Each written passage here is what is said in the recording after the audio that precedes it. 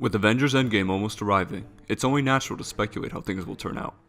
It's safe to assume that Thanos will be defeated in some fashion, but who will hold the distinction of taking down the Mad Titan? Thanos will most likely not be beaten in a one-on-one confrontation. Not only would it defeat the purpose of having a team-up film in the first place, but Thanos has already been established as someone who will take a combined effort to vanquish, with some possible exceptions. Not only that, but without his Black Order and his army seemingly destroyed, Thanos appears to be on his own for this feature, as far as we know. And while strength will most likely play a factor in Thanos' defeat, I'd like to focus more on personal arcs and which character's journey would benefit most from beating him. So with all that said, let's begin.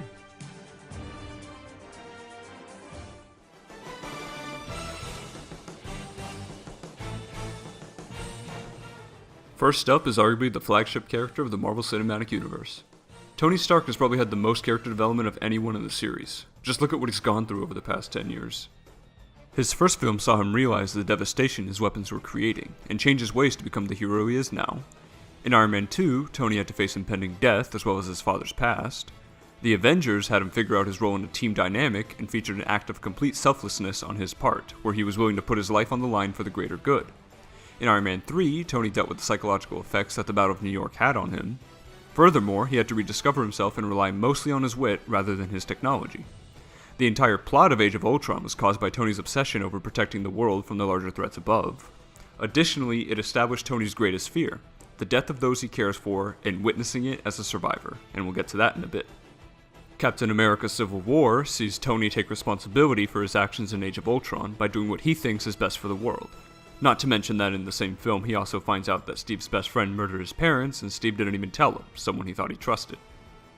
Spider-Man Homecoming expands upon Tony and Peter's mentor-student, father-son relationship that was established in Civil War. And finally, Infinity War brings all of these themes together in one hefty package. Tony's fear about something bigger defeating the Avengers becomes a reality. Just look at how he reacts when Bruce tells him that Thanos was behind the attack on New York. The attack on New York, that's him. This is it. What's our timeline? He knows that what he has dreaded is now knocking at his door. He doesn't feel equipped to protect the Earth like he wanted and tried. Notice how all of his plans and actions come out of desperation in this movie. And I don't know what to do. So I'm not so sure if it's a better plan to fight him on our turf or his, but you saw what they did, what they can do. Moving on, in his very first scene, Tony was speaking to Pepper about having kids. And what do you know, Spider-Man shows up just in time to fill the role. Tony's often looking out for Peter in this movie, and treats him like a son. He gives the young hero a suit to better protect him when the situation calls for it, he attempts to send him home, he speaks to Peter like he's a child, and he frequently has him by his side. All of this makes Peter's eventual death more impactful, especially when you remember this line. And if you died, I feel like that's on me. Tony has essentially lost a son. In addition, he witnesses the results of the snap with most of those around him becoming ash, and he knows Thanos is responsible. After losing his figurative son, Tony checks his hand to see if he will fade away as well. But he doesn't. And what he feared back in Age of Ultron has finally happened. So where does that leave Tony? In a similar situation that he was back in 2008. He is isolated, far from home, with minimal resources, and a single ally. How will he escape? Through desperation. When Tony escaped the cave, he realized the true harm his weapons could cause and decided to protect the innocent instead. But after all this development, what can Tony learn from this most recent defeat? That he can't protect everyone. And now he has nothing left to lose. This should be a fascinating position for him. So, with all this in mind, why should Iron Man be the one to defeat Thanos? Well, Tony seems to be the only one that Thanos truly respects in some way. He addresses him by name without having met him before, while also citing an abstract connection between them. Their confrontation lasts for quite some time as well, with Thanos even showing some admiration for his opponent. But what would Tony gain from beating Thanos? Vengeance for eliminating his friend certainly, but not much beyond that. Realistically, he would only be avenging the loss of Peter Parker, as that was his only personal stake in the battle on Titan. But is that enough to warrant a victory by this character? I don't think so. An argument can be made that Tony could prove that he can indeed protect everyone by conquering the villain, but that would undo so much of what he has learned and dealt with for no other reason than fan service. Not to mention, it's a really boring thematic beat. Iron Man's best claim to defeating Thanos actually comes from outside the diegesis. He is the character who introduced us to this universe, and so it would only seem fitting that he would be the one to avenge it. But that is the extent of it when it comes to Iron Man in my eyes. He gets by on reputation, but has already experienced so much that there is nothing left for him to learn, and giving him the victory betrays so much of the character building. So it's possible, but wouldn't be very satisfying, in my opinion.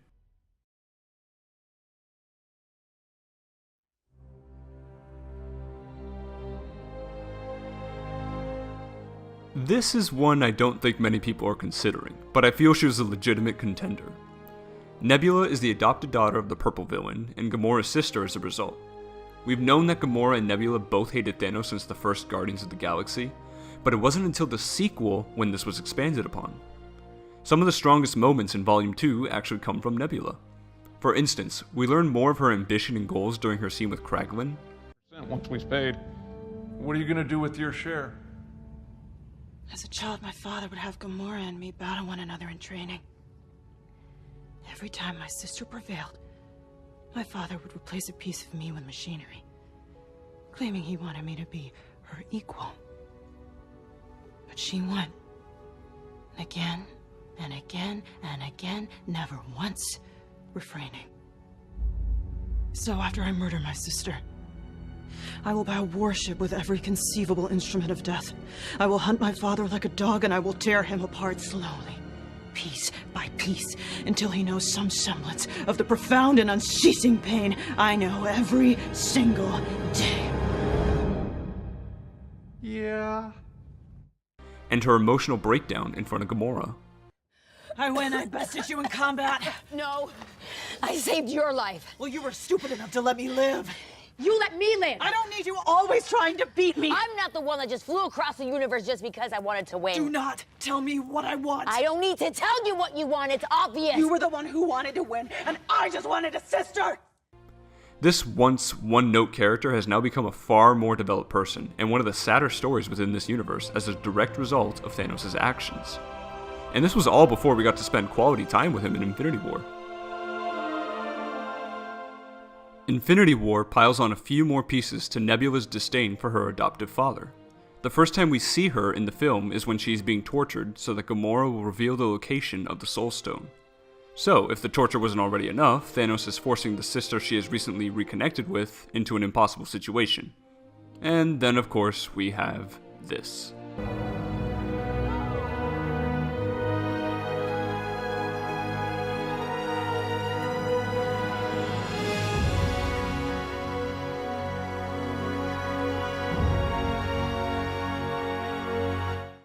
Nebula is more than justified in her hatred.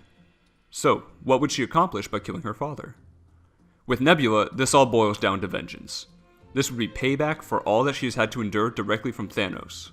But would revenge be the single motivator? On the surface maybe, but I don't believe so. Nebula is ultimately seeking freedom and self-worth. Not only was she a literal slave to her father, having to obey him, but also to his expectations as determined by Gamora. She has spent her whole life in the shadow of her sister and has dedicated her existence to killing both her and Thanos. As such, Nebula has always measured herself with regard to her sister, never achieving independence or individuality. That is, until Guardians 2, where she explains to Gamora that she always wanted them to be genuine sisters, and they reconcile. Nebula no longer holds animosity towards Gamora, and the two are left on good terms by the film's conclusion. And this is what makes Gamora's death such a driving force for Nebula. She recently won her sister over, and that has been stripped away by the person she hates more than anything. While this builds up the revenge aspect even more, Nebula does have more to gain. Having fulfilled her quest, Nebula will have finally achieved freedom and would be able to live a life that is truly hers. Although this would be interesting to see, I don't think it is very likely to happen. Nebula, though one of the most deserving characters, is a minor personality when compared to some of the more popular heroes, and I feel that this fact almost completely ruins her chances at claiming the final blow.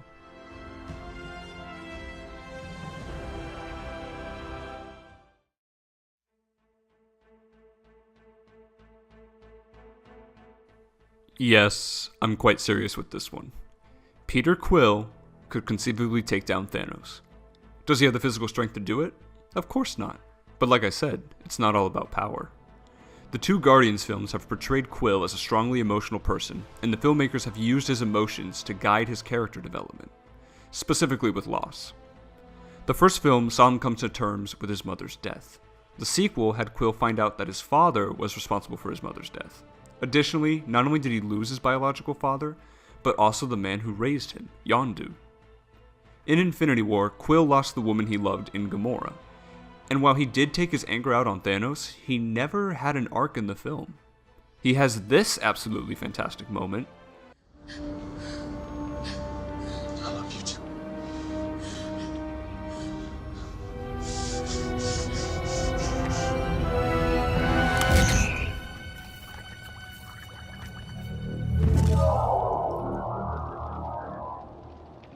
I like him. But he remains unchanged by the film's end. You know, besides the whole dust situation. But why should he be the one to deliver the final blow? Revenge is the obvious answer. Similar to Nebula, he would be avenging Gamora's death.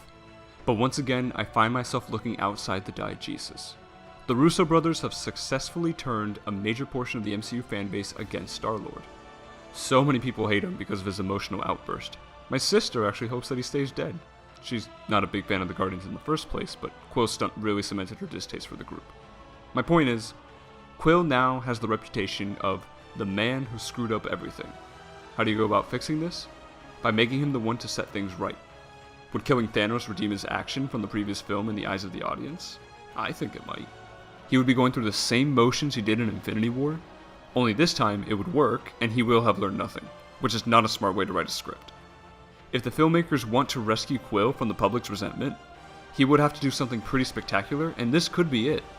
However, it could be repetitive without purpose, and they will probably decide to go a different route with the character. Also, he's dead at the moment, and we don't know when exactly the Dusted Heroes will return in the film, so there's that.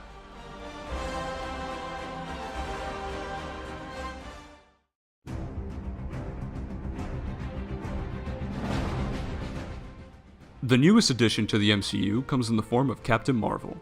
Hot off her debut, Captain Marvel, also known as Carol Danvers, will be teaming up with the Familiars to help restore balance to the universe. Or is it imbalance? Because Thanos already balanced it when he snapped. Anyway, is Captain Marvel capable of beating Thanos? It certainly seems like she can give him a decent fight at the least. The issue is that Carol's solo film never presents us with the scope of her powers. She really only fights beings that are far weaker than she is, and when she does struggle, it's implied that it's because she is still exploring her potential and getting used to her new abilities. And that was also about 30 years prior to the current story, so we basically don't know exactly how strong she is right now. But let's look at how she was introduced to us. No, I don't mean within the film itself, but rather to the public. The post-credits scene for Infinity War shows Maria Hill and Nick Fury participating in the new dusting fad. Right after the fan service is delivered, Well done. Fury drops his pager device, revealing Captain Marvel's emblem.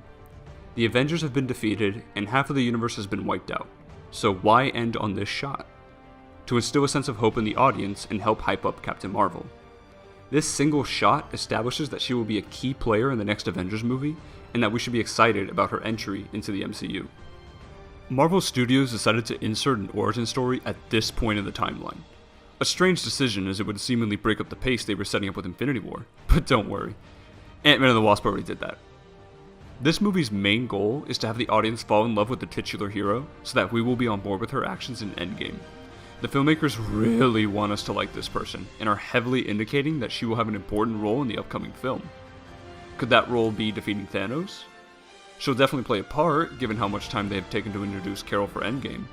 But what about her merits? She's strong, and that's about it, really. Captain Marvel, at least from what we've seen of her, has no character arc that would benefit from killing Thanos. In her own film, Carol didn't experience much character growth. Actually, scratch that. She didn't experience any character growth, as she was already presented as an essentially flawless person. And so, it feels as if she's been set up as a savior-type character for Endgame. But does she deserve this distinction? No. As far as we know, she has no direct connection to Thanos. Of course, this could change in Endgame. Maybe we find out that Thanos commanded Ronan to do something that really ticked Carol off, and now she seeks Thanos' demise. Or perhaps, having returned to Earth, she finds that those she knew have been turned to ash. We already know this is the case with Nick Fury, but what about her friend Maria Rambeau and her daughter Monica? And once again, we find ourselves in the midst of a revenge plot. But they are called the Avengers for a reason, I suppose. The strongest argument for Captain Marvel is, well, her strength. She's definitely one of the more powerful characters we've met in this universe. But beyond that, there is no solid reason for having her end Thanos. How would her character's journey change or be influenced by this? Again, this could be altered with new information about her provided in Endgame, but for now, it does not seem like the satisfying or smart choice.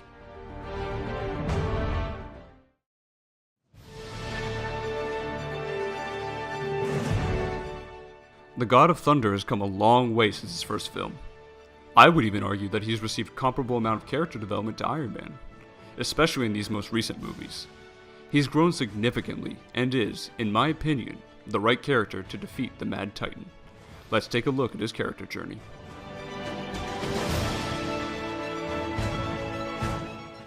"2011's Thor had the eponymous character learn that power isn't a measurement of value or worth. He had to learn what it meant to be a king. And a good person, honestly.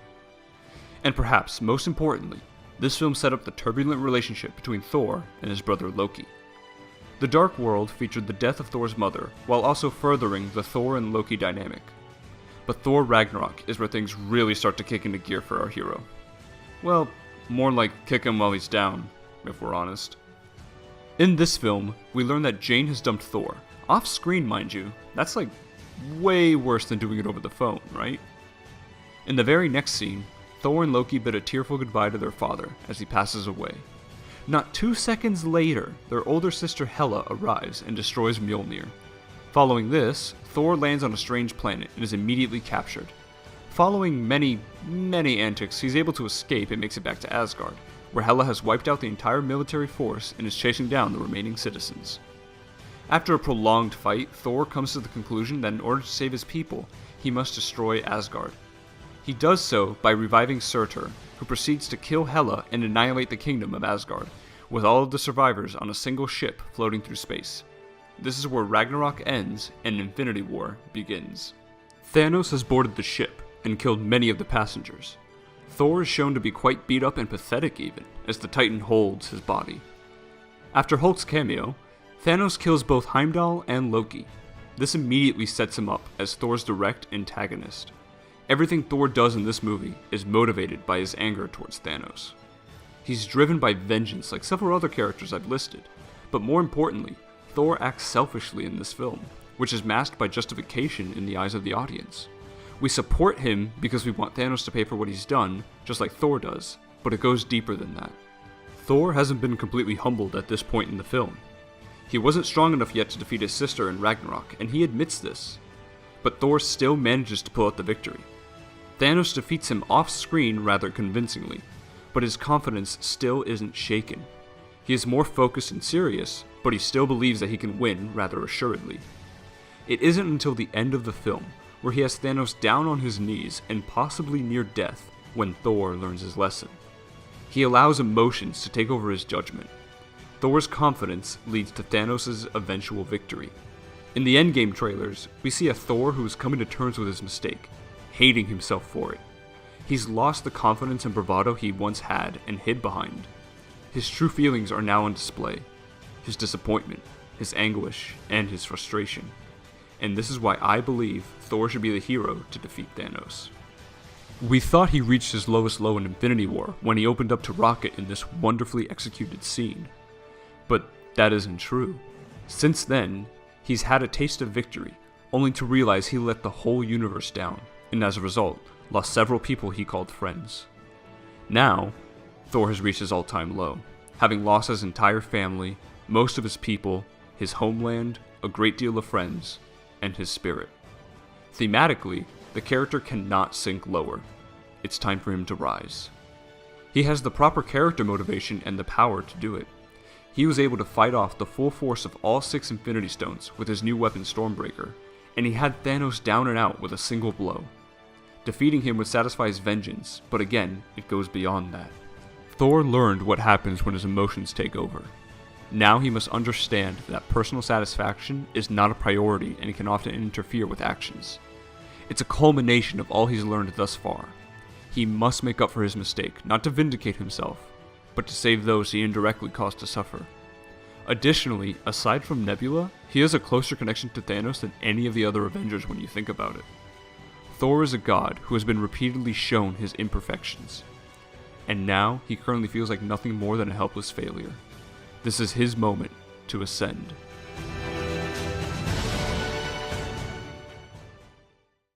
But those are just my thoughts on the subject. What do you guys think? Is there something I missed? A character I overlooked? Drop down into the comments section and let me know. If you like this video, then please give it a thumbs up as that'll really help me out. And if you want to see more content like this, please consider subscribing to my channel. See you in the next video.